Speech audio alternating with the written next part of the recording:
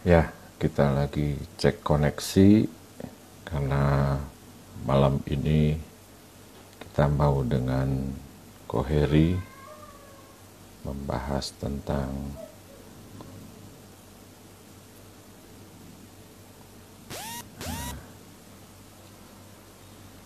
kita mau bahas tentang bagaimana Tuhan menolong Koheri melalui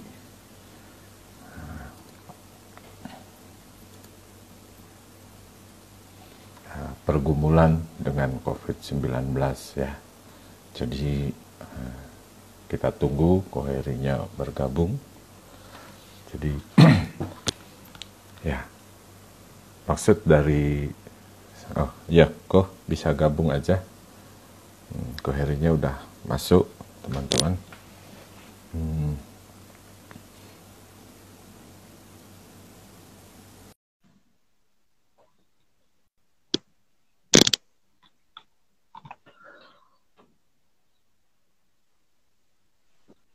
Aduh, oh kita miring begitu ya?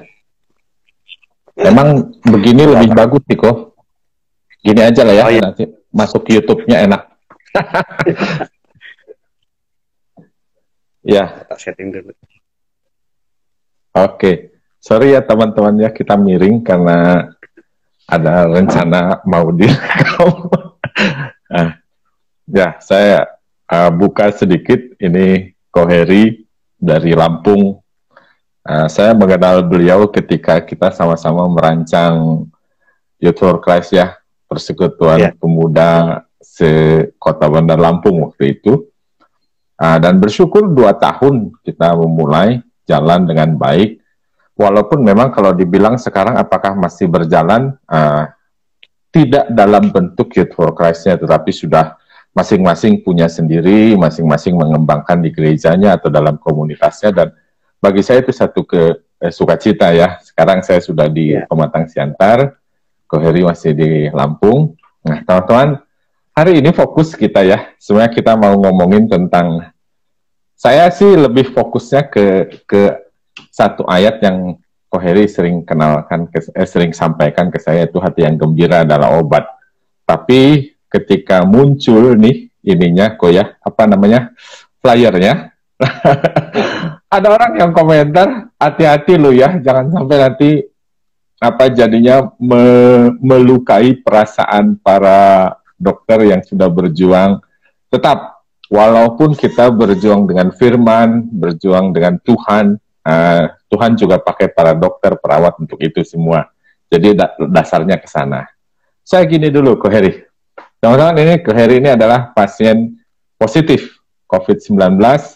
Kalau di Lampung nomor 14 ya. Jadi pasien ke-14 yang divonis positif COVID. Pertanyaan pertama tentu dari saya, kok bisa kok kena? Kalau ditanya kok bisa kena, saya juga bingung karena memang kalau menurut tracking kita itu nggak memungkinkan terjadi sebenarnya, karena terakhir kali saya kan ke luar Lampung menuju Karawaci, waktu ada kuliah di Karawaci tanggal 21 Februari di Februari. Dan pulang ke Lampung lagi tanggal 22 Februari. Itu pun kasus COVID belum seheboh sekarang ini ya. Februari masih di Wuhan loh. Februari di Jakarta sudah ada sih, Jakarta kalau nggak salah pasien 1-2 tapi yang Karawaci kan itu sekali ya. Itu kan kalau nggak salah Pak Menteri aja masih ngomong tidak mungkin masuk Indonesia awal-awal Februari itu. Tapi ini 21 Februari ke Karawaci. Saya ada memperkirakan pasti masuk, cuman memang ada beberapa pertimbangan politik yang perlu dimatangkan dulu sama pemerintah sebelum mengumumkan. Karena takutnya kalau sudah diumumkan langsung panik semua, malah chaos ya. Dan memang sudah hebatnya pemerintahan Pak Jokowi ini ya, pemain cantik di tengah-tengah. Dia selalu cantik luar biasa. Jadi setelah dari Karawaci baru ketahuan atau Enggak, dari Karawaci saya pulang, terus udah tuh nggak pernah keluar dari Lampung ya. Lampung juga posisi masih zona hijau, belum ada pasien Iya, juga yang dulu Lampung belum sebetulnya. jadi memang Jadi kira-kiranya kok bisa jadi kena gitu? kalau menurut tracking saya, ini versi saya ya, jadi tanggal 21 April itu kan 21 Maret, 21 Maret itu Maret? kan saya tempat makan snack bervetsin. Eh, Kebetulan saya dan istri kan memang diet vetsin, jadi kalau ketemu vetsin, makanan bervetsin tuh udah kayak Superman ketemu Krypton gitu loh, langsung Iya, lemes, iya. lemes dan Sama kondisi kayak imun istri langsung saya itu. turun. Seperti itu. Nah, kemudian kan tanggal 22 pagi itu langsung demam. Demam, kita kira biasa lah demam biasa karena mungkin capek atau apa gitu kan. Jadi minumlah paracetamol. Kan memang disarankan lebih baik minum paracetamol dibanding Betul. obat yang lain waktu itu. Jadi sudah kayak, karena kita pikir nih ya demam biasa, coba dihajar pakai paracetamol. Cuman setelah 3 hari itu nggak turun-turun panasnya, sekitar 38 setengah, paling kuat 25 ya. 37,5. Hanya kebetulan tanggal 25 itu juga hari libur, hari nyepi. 20 Maret itu kan nyepi tuh. Jadi Iya, kita iya. memaksakan diri ke IGD, satu rumah sakit swasta di Bandar Lampung, di daerah Kedaton. Di situ langsung dicek semua, periksa, masih sehat semua. Jadi dicek darah juga, hasilnya juga hasil trombosit memang agak turun sedikit, tapi semua masih dalam ambang batas normal. Ya. Jadi belum bisa diputuskan apakah ini penyakit apa gitu ya. Terus Kemudian nginap di sana. disarankan enggak nginep, karena kan normal semua, ambang normal, masih belum jatuh di bawah, jadi Masih masih di pulang ambang dulu. normal, jadi sedikit di atas lah kalau gitu, sedikit di atas. Sedikit di atas. Jadi kemudian 2 hari kemudian kan kami disarankan ke Vaskes untuk dicek darah lagi. Namun kita ke Vaskes, ternyata regen di Vaskes juga udah habis dan memang kondisi kan memang lagi agak sulit nih untuk cari regen kan. Hanya kasih obat aja, tambahin sama ini antibiotik.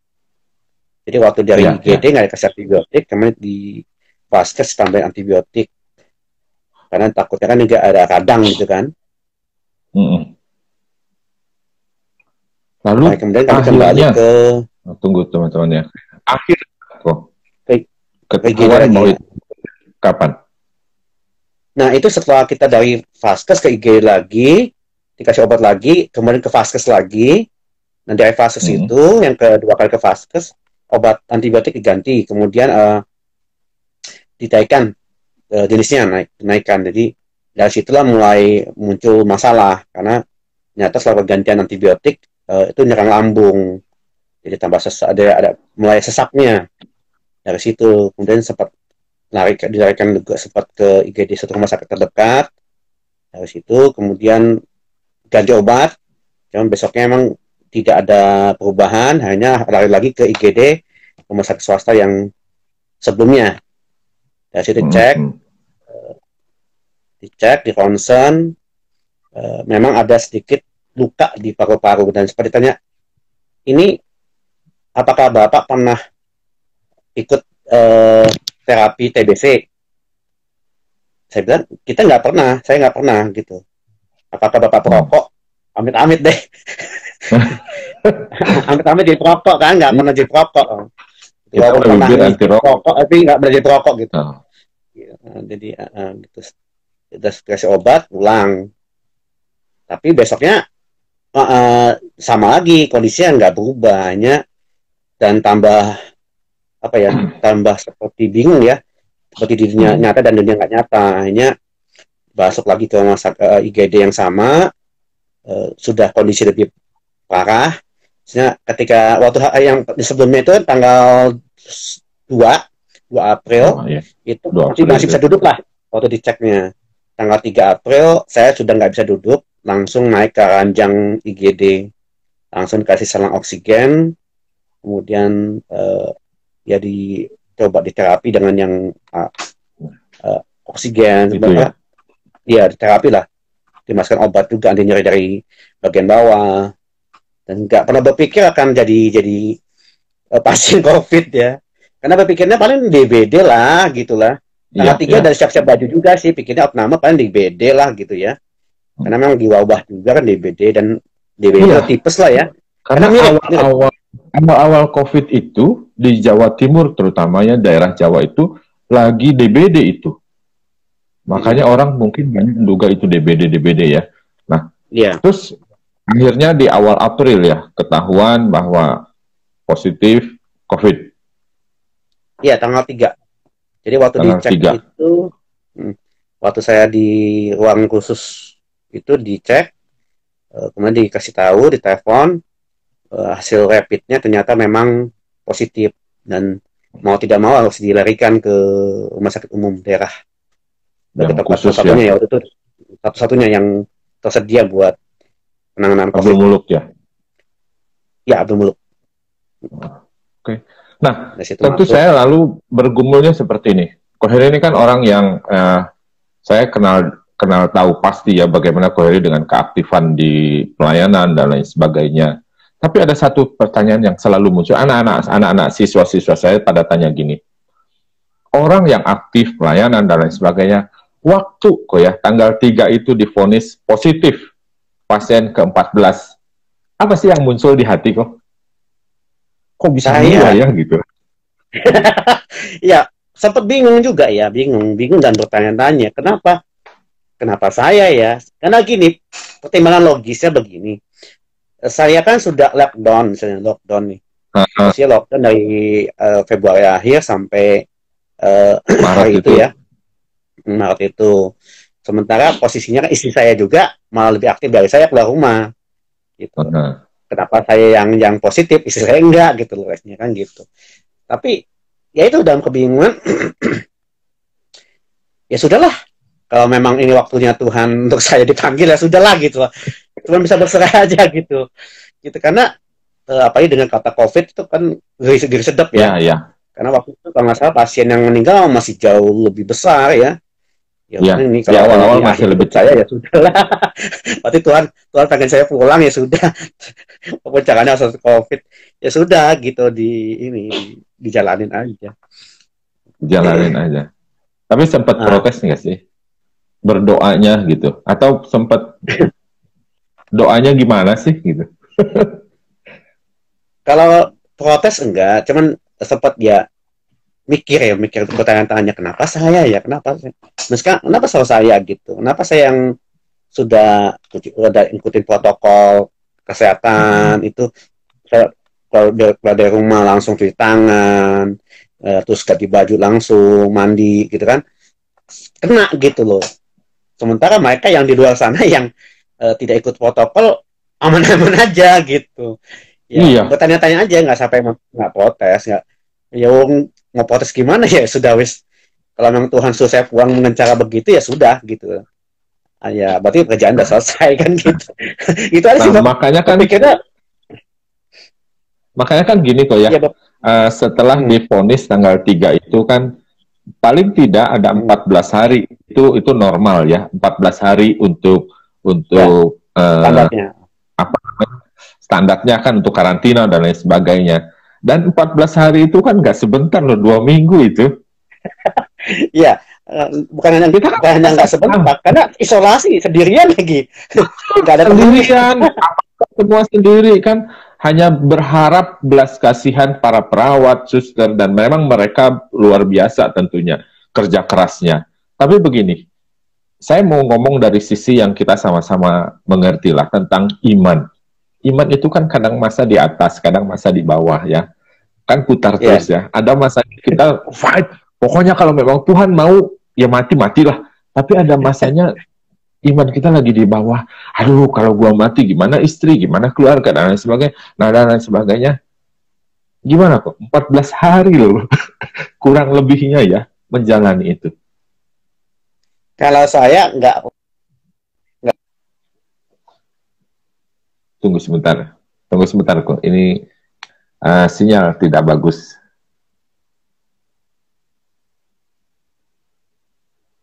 Aduh. Tuh, Nah, uh, tunggu sebentar kok. Ini sinyal tadi terputus. Gimana? Diulang aja kalimatnya iya. supaya ada. Kalau kalau saya pribadi nggak terlalu pusing lah begituan ya. Kalau mau pulang ya pulang aja lah gitu kan gitu. Maksudnya nggak terlalu khawatir, nggak perlu takut. Itu yang paling khawatir itu istri saya gitu. Nah, itu kan saya tadi Istri mau saya tanya yang itu juga. khawatir karena kalau kan dia posisinya di sini keluarganya di Jawa, keluarga besarnya di Jawa. Di sini nggak ada keluarga gitu. Jadi kalau Terus ada pernah, sesuatu dengan saya harus ke Jawa. ya, Sementara ke iya, Jawa kan nggak bisa. Gitu. betul. Lagi ada masalah. Ini kan di lockdown semua, kan di PSBB semua. Ya, Makanya ini kalau Koheri jalaninya tetap dengan berserah. Ya kalau Tuhan memang mau itu ini jalan ya sudah dijalani. Tapi pernah nggak kau sharing sama istri? Ketika beberapa hari karantina tidak bisa, nggak boleh masuk kan ya? nggak boleh. Hanya Nah makanya, depan pintu untuk nitip barang aja. ya. Lalu dengar kabar dari dokter aja kan, dari perawatnya gimana gimana gitu aja. Saya malah badak gak dapat kabar karena kan mereka diam-diam aja. Karena masa-masa uh, paling paling menduga-duga aja, gitu menikmati kan. Nah, Kalau normalnya 14 hari ya sudah nikmati 14 hari dulu. Setelah 14 hari baru tanya-tanya gitu. Uh, uh. kalau istri, pernah tanya nggak sama istri, gimana dia 14 hari itu menjalaninya? 14 hari kalau dia cerita ke saya emang gimana ya? Nggak bisa ngapa-ngapain sih, stres juga sih ya. Karena harus mikirin dirinya, terus juga harus mikirin saya kan, otomatis sementara dia juga ada kuliah juga di STT di sini. Jadi Iya, ya bagi dan memang tugas kita semua. nggak pernah nyangka akan kejadian seperti ini gitu. Kalau cuma kena DBT ya Bakal, aman. Aman kalau DBT terus ambil lebih aman. Tapi ini COVID yang dengan persentase kematian waktu itu sangat tinggi ya. Kalau nggak salah 1 banding 20 atau 30 waktu itu nggak salah iya, masih banyak waktu yang itu mati. masih tinggi sekali. Yang sembuh masih puluhan lah, itu sudah mulai di atas Masih 90. nah, Ngeri loh itu waktu awal-awal iya kan.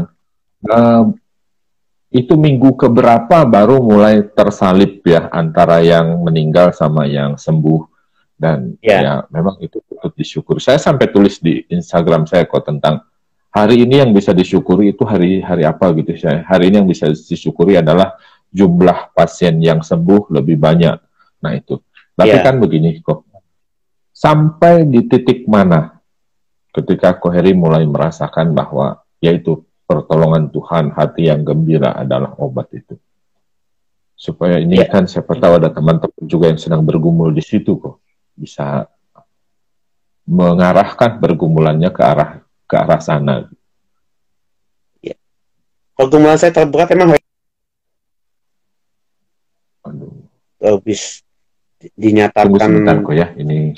uh, positif rapidnya Hah? itu kan memang lagi bingung dan uh, pasrah gitu ya. Terus masuk di satu alat mereka yang seperti keranda itu, keranda yang kasih plastik transparan, dan posisi memang waktu itu mungkin entah kelupaan, entah gimana oksigennya sangat terbatas di alat itu.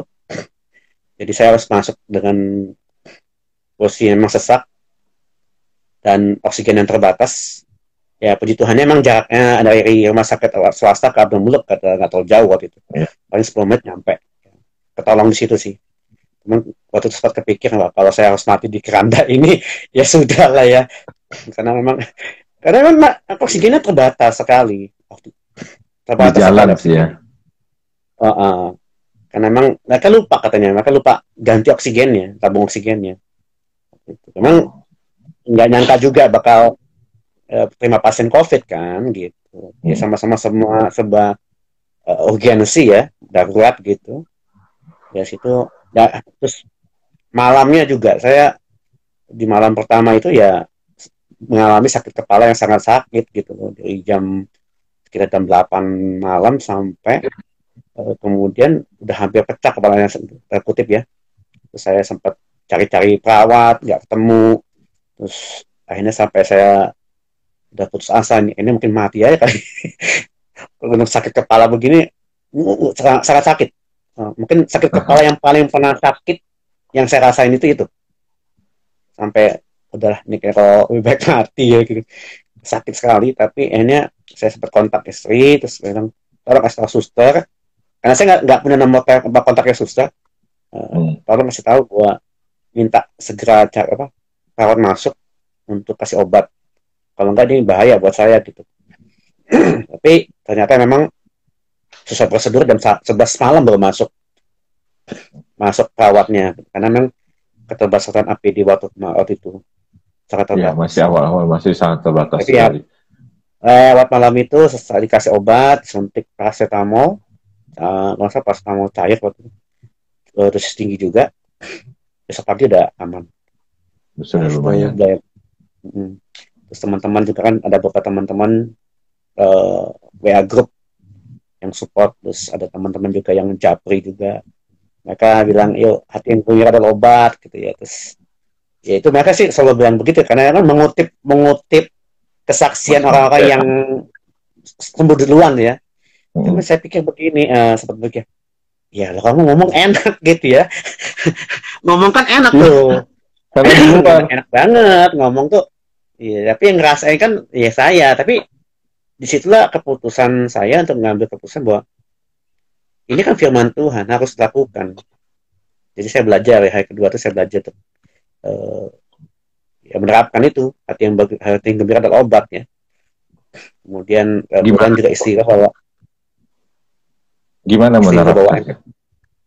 Ya itu, jadi belajar tuh, ya oke lah nih, ini Tuhan izinkan terjadi. Terus kesempatan saya juga kan selama ini juga ketika nonton siaran TV kan, baca lihat berita perawat meninggal, dokter meninggal karena COVID. Nah ini kok sekarang bisa masuk gitu loh, jadi Tuhan punya rencana kan gitu. Dari situ juga belajar melihat sesuatu yang dari perspektifnya Tuhan ya, dari sudut pandangnya Tuhan, bahwa ini kesempatan untuk memberikan semangat buat mereka juga gitu. Situ.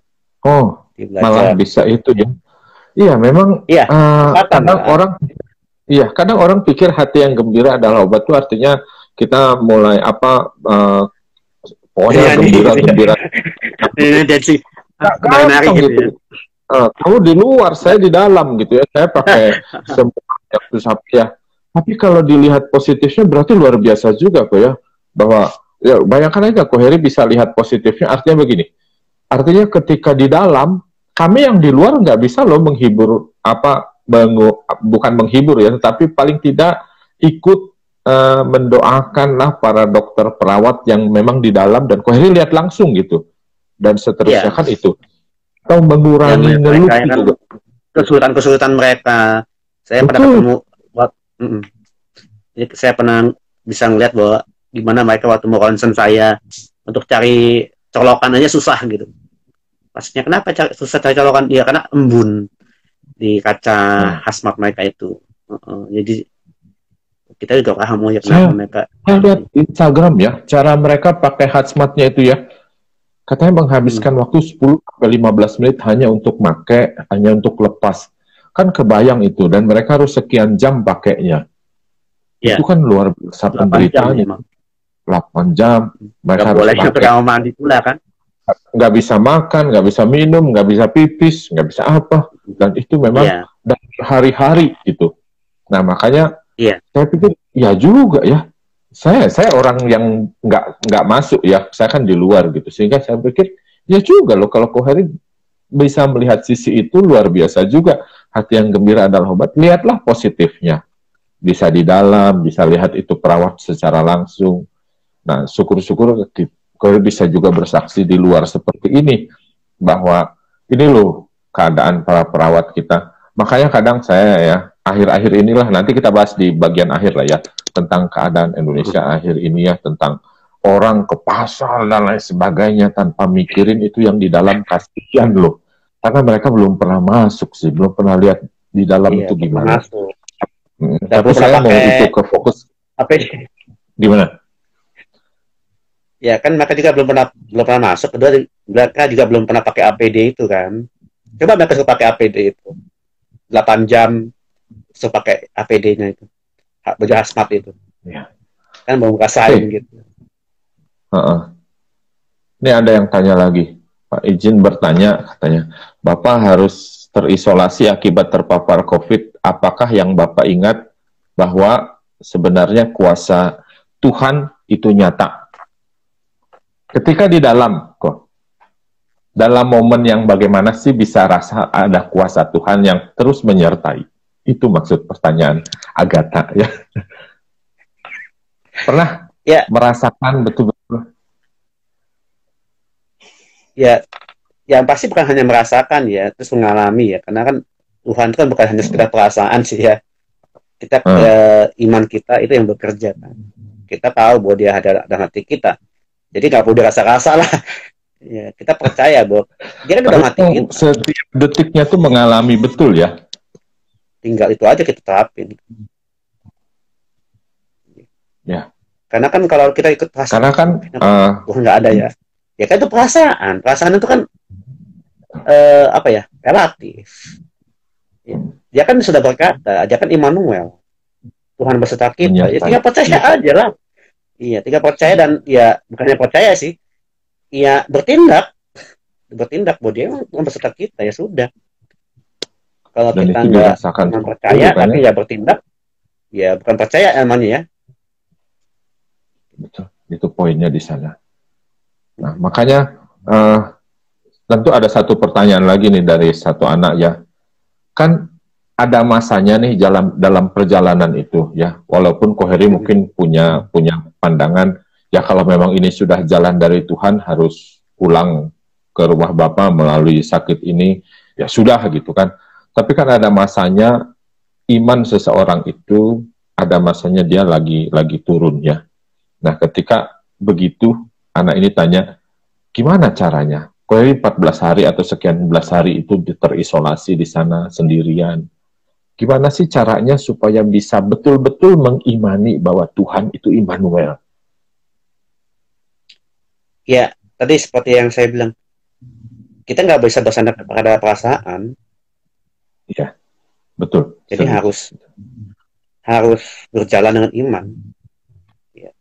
Di situ kalau saya ingat cerita Daud ya, Daud ketika saya lupa di pasal berapa. Jadi ketika kota Ziklag itu dibakar itu, mungkin Boksu ingat ya. Di situ ada ayat yang bagus banget yang jadi satu rema banget buat saya, itu bahwa Daud itu menguatkan kepercayaannya kepada Tuhan.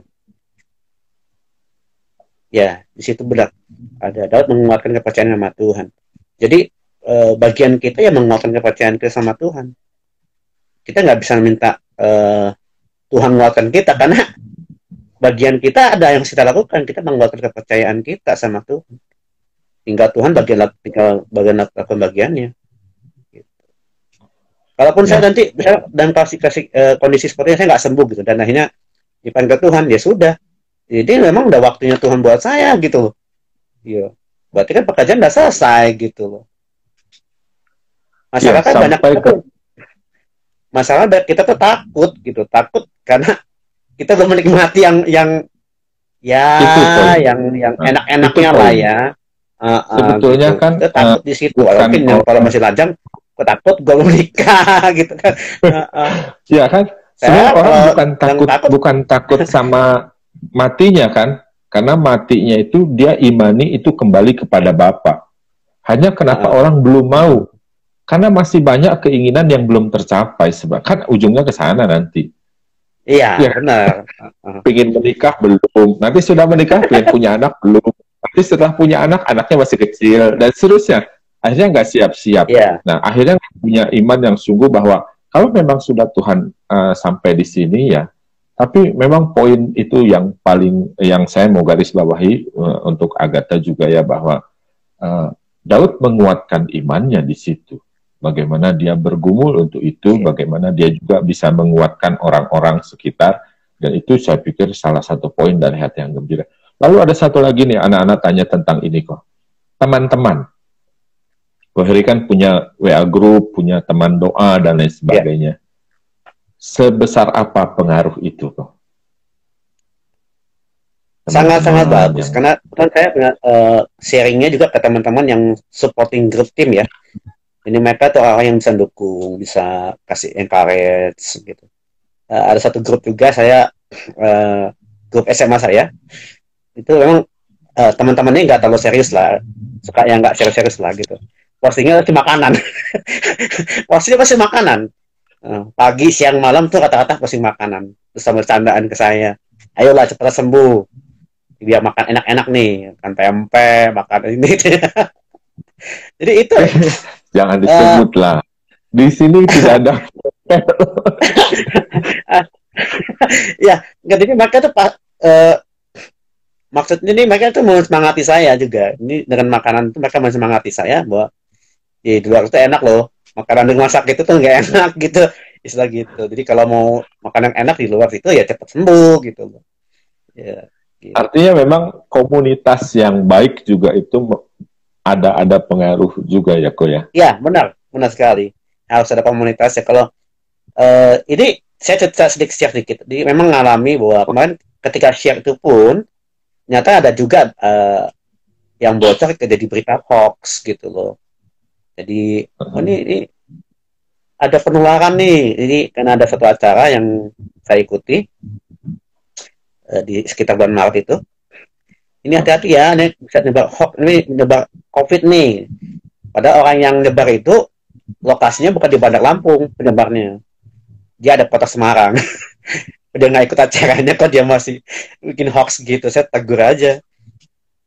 Gitu. Oke, tapi ya, satu lagi. Saya ada catat dikit-dikit. Tapi begini, maksud saya, setelah ya sembuh dan lain sebagainya, dinyatakan sembuh, pandangan orang-orang kok terhadap perlakuan orang-orang sekeliling saya atau pandangan orang mana nih? Ya, pandangan orang-orang terhadap Koheri ya. Ketika ikut tetangga gimana ketika pulang, ketika ikut persekutuan misalkan, apakah orang was-was kah atau jaga? Kalau di tempat saya, waktu saya pulang sebenarnya kan saya udah bilang ke istri, nanti pulangnya nggak usah repot-repot lah, karena kan kabarnya kan Pak Lurah mau bikin penyambutan waktu itu. Terus saya bilang nggak usah lah, pulangnya malam-malam aja gitu. Terus akhirnya kan pulang, tapi memang rumah sakit settingannya jam 3 sore pulangnya. Sampai di rumah setelah jam 3:30, sudah banyak yang berkerumun masyarakat gitu.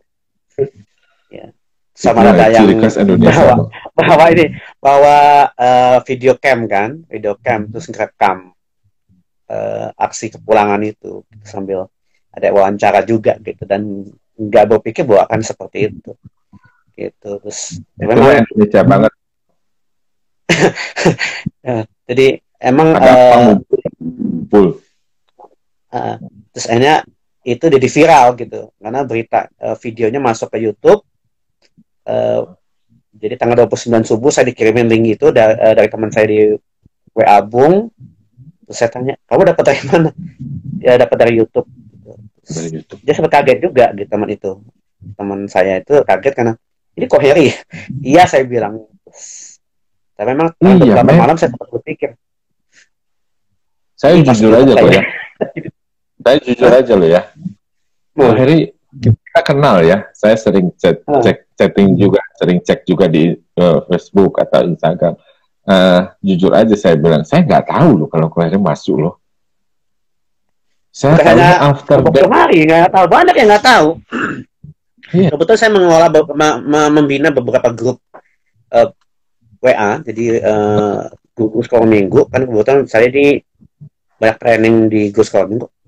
Ya. Jadi saya tiap hari masih sapa mereka, masih kasih masukan, ada yang konseling, saya konselingin.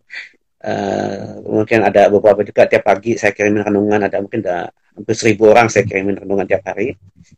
Dan mereka tuh mereka nggak tahu gitu, saya di rumah sakit sampai tanggal 28 siang sebelum saya pulang, terus saya posting di status di WA. Terus mereka baru tanya, si Koheri tuh rumah sakit? Iya, saya bilang, ini tuh mau pulang, saya bilang. Kaget gitu mereka juga gitu. Ya, itu tapi memang sengaja karena supaya tidak terlalu heboh juga gitu. Saya tahunya adalah ketika Koheri mulai bersaksi ya, kan ada beberapa flyer yang Koheri munculkan.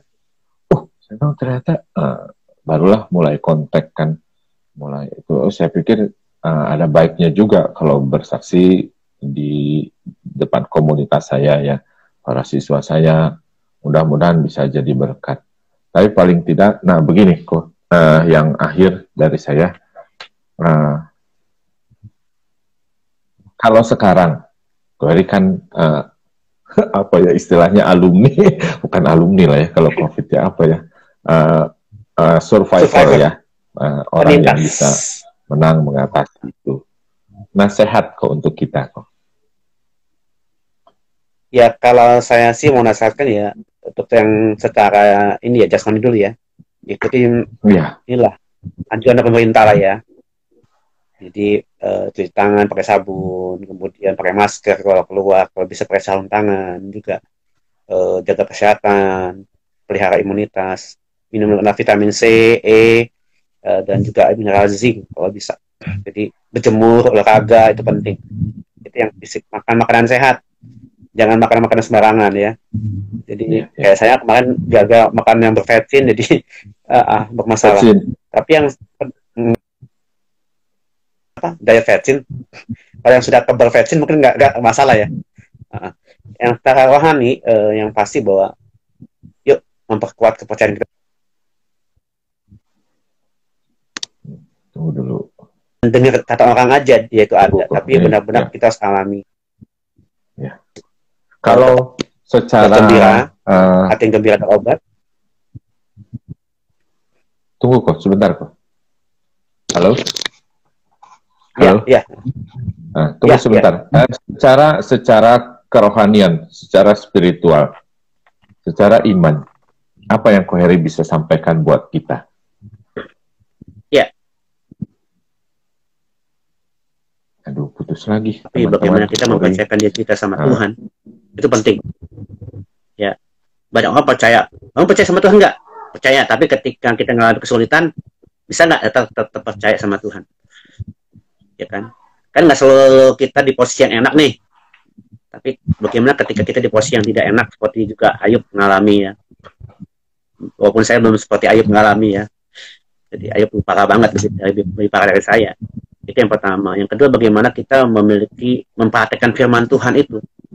Yang memperhatikan firman Tuhan itu dalam hidup kita. Itu penting. Jadi jangan sekedar pengetahuan, tapi bagaimana mempraktekkan firman Tuhan itu. Hati gembira dan obat. Ya. Satu lagi yang saya terus pakai itu tuh, orang yang bersemangat dapat menanggung segala sesuatu. Ya. Jadi penting, itu penting. Terus yang selanjutnya adalah jangan berfokus kepada diri sendiri. Berfokuslah kepada orang lain. Ketika kita berfokus kepada orang lain, Tuhan urusin kita. Ya, Tuhan peduli sama kita. Jadi ada energi baru loh kalau kita berfokus pada orang lain. Betul. Itu yang menolong kita juga. Gitu. Saya salah satunya kok ya. Kenapa mulai nge-live seperti ini ya? Kan sebetulnya saya sekarang pelayanan di sekolah nih. Guru kan mulai belajar daring dan lain sebagainya. Sebenarnya mau ngeluh juga sih belajar online itu ya, karena kita juga nggak pernah dilatih buat itu. Sudah bikin juga orang tua masih protes, katanya guru bikin anaknya tambah stres karena banyak tugas dan lain sebagainya. Tapi kemudian saya mendapat kenikmatan ya dari live seperti ini. Saya masukin ke IGTV-nya, atau nanti diposting di YouTube.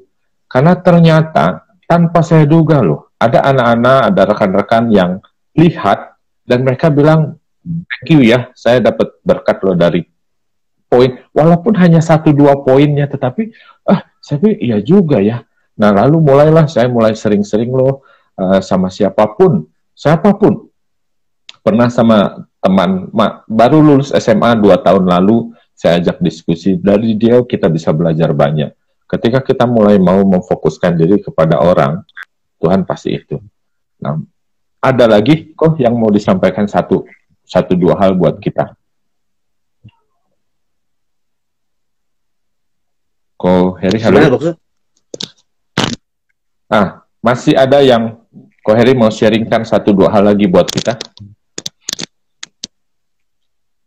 Ya, ada lagu yang sangat berkesan buat saya sepanjang 25 hari di rumah sakit, itu adalah hidup ini adalah kesempatan.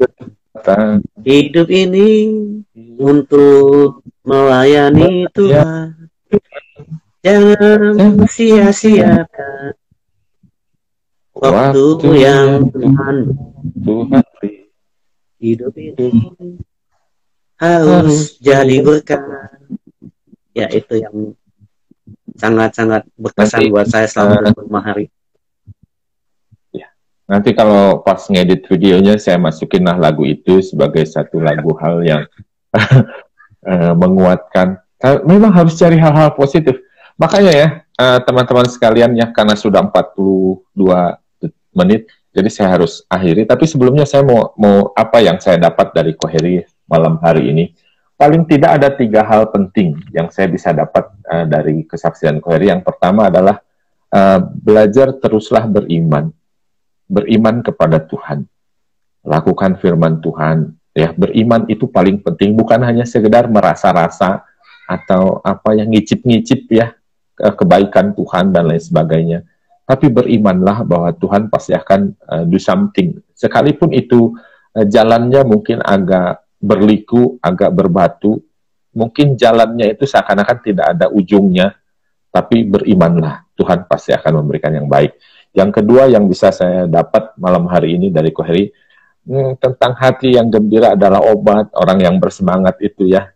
Lihatlah dan teruslah kerjakan hal baik, hal positif. Ya, walaupun Ko Heri sudah di rumah sakit, sedang berjuang nih antara hidup mati karena tidak tahu juga ya. Tapi bisa lihat hal positif, bisa dukung para perawat, dokter juga, bisa bahkan bisa terus memotivasi rekan-rekan yang di luar ya, melalui grup WA, guru sekolah minggu dan lain sebagainya. Tetaplah lihat, kerjakan hal baik dan positif. Itu juga menolong kita. Dan yang ketiga yang saya dapat adalah tentang komunitas. Teman-teman, komunitas yang baik itu akan sangat menolong kita ketika kita terpuruk. Komunitas buruk, tinggalkanlah. Komunitas yang membuat kita semakin, ini anak-anak SMA yang banyak dengar punya saya, yang banyak nonton punya saya, tolong anak-anak SMA perhatikan baik-baik. Komunitas buruk hanya akan menjerumuskan masa depan kita hancur. Komunitas baik, ketika kita terpuruk, mereka akan menolong kita, akan terus ada masanya iman kita pun turun, tapi ketika komunitas yang baik ini ada, mereka akan terus menguatkan. Itu sih dari saya, yang mudah-mudahan jadi berkat. Ko Heri, thank you. Oke, sama-sama. Senang sudah bisa berbagi dengan teman-teman. Ya, next time kalau ada apa, saya juga kapan hari pengen ngobrol juga tentang persekutuan doa ya, di sana gimana. Tapi itu nanti dalam momen lain lah ya. Salam buat istri, salam buat keluarga di sana. Terima kasih teman-teman. Tuhan Yesus memberkati. Bye-bye. Ya, Tuhan memberkati.